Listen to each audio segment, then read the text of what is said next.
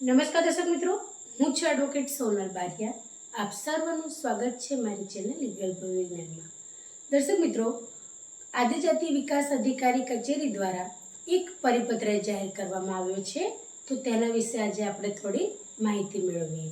તો દર્શક મિત્રો, એવું કહી શકાય છે કે જે સરકારી જે જગ્યાઓ છે તેની અંદર અમુક સીટો એસટી માટેનું રિઝર્વેશન હોય છે. એટલે અમુક જે જગ્યાઓ છે ત્યાં આગળ એસટી જે છે, એસટી કેટેગરીમાં આવતા જે પણ મિત્રો છે તેમને એ જે રિઝર્વેશન છે તેની જગ્યા મળે અને તેનો લાભ તેમને મળે તે હેતુસર દરેક જગ્યાએ કહી શકાય કે એસટીની જે સીટો છે તેને ફાળવવામાં આવતી હોય છે. તો આ જે નવો પરિપત્ર જાહેર કરવામાં આવ્યો છે તેની અંદર આદિજાતિ વિકાસ અધિકારી સાહેબ શ્રી દ્વારા એ પરિપત્ર જાહેર કરવામાં આવ્યો છે અને તેની અંદર સ્પષ્ટપણે કહેવામાં આવ્યું છે મિત્રો કે જે રિઝર્વેશન એસટી કેટેગરી માટે રાખવામાં આવ્યું છે એ રિઝર્વેશન ખરેખરમાં ઓરિજિનલ જે પણ વ્યક્તિ એસટીમાં છે એમને જ મળવું જોઈએ. એટલે ઘણી બધી બાબતોની અંદર એવું બન્યું છે કે જે વ્યક્તિ ખરેખરની મેં એસટી છે જ નહીં, પણ ખોટી રીતે એમને જે તે પ્રમાણપત્રો છે એ મેળવીને અને જે એસટી કેટેગરીની અંદર જે ફાળવવામાં આવેલી જે પણ સીટો હોય, જે પણ સરકારી લાભ હોય એ મેળવી લીધેલા છે. એટલે હવે પછી તેવું ન થાય તે સંદર્ભની અંદર એક નવો પરિપત્ર જાહેર કરવામાં આવ્યો છે અને એ પરિપત્રની અંદર દર્શક મિત્રો સ્પષ્ટપણે કહેવામાં આવ્યું છે કે જે પણ એસટી કેટેગરીની સીટો ફાળવવામાં આવી હોય એ સીટો ઉપર જે પણ વ્યક્તિ દાવો કરતા હોય કે અમે એસટી છીએ, અમે આદિવાસી છીએ અને અમને આ જે કેટેગરી છે તે પ્રમાણે અમે અમારો જે કહી શકાય કે દાવો કરે કે અમે અહીંયા આગળ જોબ કરવા માટે કે ભણવા માટે કે એડમિશન લેવા માટે હકદાર છીએ, તો એવા સંજોગો દરમિયાન એમનું જે સર્ટિફિકેટ છે તેની ખરાઈ કરવી એ ખૂબ જ આવશ્યક રહે છે. અને એના માટેનો આ એક પરિપત્ર છે કે જેની અંદર કહી શકાય કે જે આદિવાસીનું જે કહી શકાય કે સર્ટિફિકેટ છે એ સર્ટિફિકેટનું એક વેરિફિકેશન થવું એ આવશ્યક છે.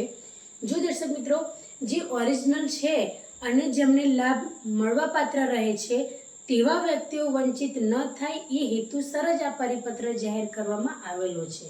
એટલે ઘણીવાર એવો વિરોધ પણ થતો હોય છે કે જે મૂળ આદિવાસી છે તેમની પાસે સર્ટિફિકેટ નથી તો લાવે ક્યાંથી? તો એ સરકાર એમની રીતે જે તે છે એ સગવડતા કરી જ રહ્યા છે. એટલે દર્શક મિત્રો, જ્યારે પણ કોઈ પણ પ્રકારની કેટેગરીની અંદર તમારો સમાવેશ થતો હોય તો તમે ચૂપ ના બેસો, તમે તમારી જે પણ યોગ્યતા છે તે પ્રમાણે તમે જ્યાં પણ જાઓ છો ત્યાં આગળ તમારી પાસે જે ઉપલબ્ધ દસ્તાવેજ છે, જે ડોક્યુમેન્ટ છે તેને તમે રજૂ કરી શકો છો. કારણ કે જે ઓરિજિનલ આદિવાસી છે તેને ગભરાવાની જરૂર નથી, પરંતુ જે લોકો ખરેખરની અંદર આદિવાસી નથી, જે લોકો ખરેખરમાં એસટીમાં નથી આવતા અને તેવા લોકો દ્વારા જે પણ સરકારી લાભ છે મેળવી લેવામાં આવે છે તો તેવા લોકો ઉપર કાર્યવાહી થવી જોઈએ. એટલા માટે આ જે નવો પરિપત્ર જાહેર કરવામાં આવ્યો છે એની અંદર સ્પષ્ટપણે કહેવામાં આવ્યું છે કે આ પરિપત્ર છે એ જે તે કોલેજોની અંદર એડમિશન લેવા માટે સંસ્થાઓ છે, જે શૈક્ષણિક સંસ્થાઓ છે તેની અંદર કેટેગરી હોય છે તો તેની અંદર લાભ લેવા માટે, તે ઉપરાંત જીપીએસસી યુપીએસસીની અંદર જે પણ વ્યક્તિ જે કેટેગરીમાં આવે છે એ કેટેગરી પ્રમાણે જ ફોર્મ ભરવા, જેથી કરીને તેમની પાસે જે ડોક્યુમેન્ટ છે એ પૂરતા પ્રમાણની અંદર એ ઉપલબ્ધ હોવા જોઈએ. એટલે જે વ્યક્તિ દાવો કરે છે કે અમે આદિવાસી છીએ અને આ જે સીટ રિઝર્વેશન છે તેની માટે અમે હકદાર છીએ, એ વ્યક્તિ જે દાવો કરે છે એ ખરેખરની અંદર આદિવાસી હોવા જ જોઈએ અને એમની પાસે પૂરતા પ્રમાણમાં ડોક્યુમેન્ટ પણ હોવા જોઈએ. આ મુખ્ય ઉદ્દેશ્ય છે દર્શક મિત્રો.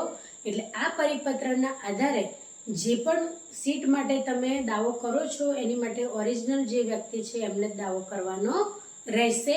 અને આ જે પરિપત્ર છે તેની નકલ એ દરેક તાલુકાની અંદર, કલેક્ટર ઓફિસની અંદર, પછી જે ચૂંટણી કમિશન છે ચૂંટણી કમિશનરની અંદર પણ જે તે કહી શકાય કે આપણે જે સીટો છે એ ફાળવવામાં આવતી હોય છે તો એ પ્રમાણે જે ચૂંટણી અધિકારી છે ત્યાં આગળ પણ આ પરિપત્રને કહેવાય છે કે મોકલવામાં આવેલો છે. તે ઉપરાંત મેડિકલ કોલેજોની અંદર જે એસટી વિભાગ છે તેની અંદર જે કહી શકાય કે એસટીની જે રિઝર્વેશન છે એવા જે પણ વિદ્યાર્થી કે વિદ્યાર્થીની છે તેમને જે રિઝર્વેશન મળે છે એ એમને મળી શકે. સ્કોલરશિપ મળી શકે આવા લાભ માટે પણ તેમની પાસે જે સર્ટિફિકેટ છે એ એમને હોવું જોઈએ. એની જે તે સમયે દાવો કરે છે, જે તે સમયે પરીક્ષાની અંદર ફોર્મ ભરે છે, તો જે પણ વિભાગની અંદર તેઓ જે એસટી જે જગ્યા છે તેની માટે દાવો કરે છે તે પહેલાં એમને જે તે ખરાઈ છે એ કરાવવી પડશે. એટલે દર્શક મિત્રો, આ કહી શકાય કે ખૂબ જ સારા એવા પગલાં છે અને જે પરિપત્ર છે એ સારા હેતુ માટે જ કરવામાં આવ્યો છે કે જેથી કરીને જેને ખરેખરમાં લાભ લેવાનો છે અથવા ખરેખરમાં જે વ્યક્તિને લાભ મળવો જોઈએ એ વ્યક્તિ પાસે તો ડોક્યુમેન્ટ પૂરતા હોય જ છે. એટલે એવી વ્યક્તિને જે તે છે લાભ એ મળી શકે અને લાભથી એ વ્યક્તિ વંચિત ના રહે. એટલે હવે પછી કોઈ પણ સરકારી કોઈ પણ પ્રકારનો લાભ લેવો હોય નોકરી માટે, તમારી ચૂંટણી માટે કે પછી તમારે કોઈ કોલેજમાં એડમિશન માટે, શૈક્ષણિક સંસ્થા માટે કે પછી કોઈ પણ સરકારી પરીક્ષા માટે આ તમારે પરિપત્રને ધ્યાનમાં રાખવાનો રહેશે. તો દર્શક મિત્રો, આજના માટે આટલું જ. જો વિડીયો સારો લાગ્યો હોય તો તેને લાઈક કરજો, શેર કરજો અને ચેનલને સબસ્ક્રાઈબ કરજો. જય હિન્દ, જય ભારત.